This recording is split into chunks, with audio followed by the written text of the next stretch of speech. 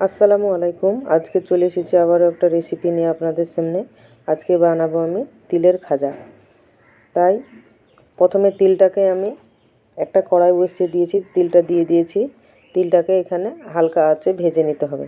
তিলটা যখন লাল লাল হয়ে যাবে তখন তিলটা ভাজা হয়ে যাবে। তিলটা দেখুন ভাজা হয়ে গেছে। এবার তিলটাকে আমি নামিয়ে নিচ্ছি। এখানে একটা বাটিতে আমি তিলটা নামিয়ে নিচ্ছি। তিলটা ততক্ষণ ঠান্ডা হোক। এদিকে একটা বাটার পেপার নিয়ে নিয়েছি, দিয়ে ব্রাশ দিয়ে আমি হালকা করে তেল লাগিয়ে দিচ্ছি, যাতে তিলের খাজাটা এতে বসালে তিলের খাজাটা না লেগে যায়। এখানে কড়াই বসিয়ে দিয়েছি, 1 কাপ চিনি দিয়ে দিয়েছি। চিনিটা এভাবে নাড়তে থাকতে হবে। চিনিটাতে একটু পানি দিইনি, দিয়ে চিনিটা যখন লাল হয়ে যাবে তখন চিনির সেরাটা হয়ে যাবে।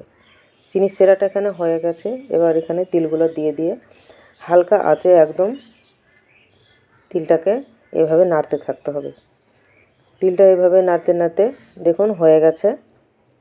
এবার তিলের খাজাটা আমি এখানে বসিয়ে দেব। তিলের খাজাটা বসানোর জন্য পাত্রে আমি এখানে ঢেলে নিয়েছি। এবার একটা চামচের সাহায্যে এটাকে হালকা পাতলা করে দিতে হবে।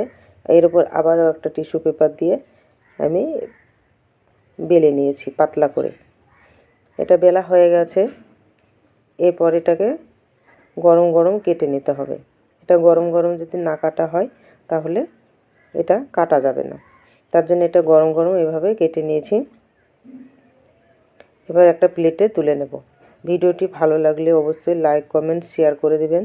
আর আমার চ্যানেলে যারা নতুন বন্ধু তারা সাবস্ক্রাইব করে দিয়ে পাশে থাকবেন, যাতে আমি নতুন নতুন ভিডিও দিতে আপনাদেরকে দেখাতে পারি।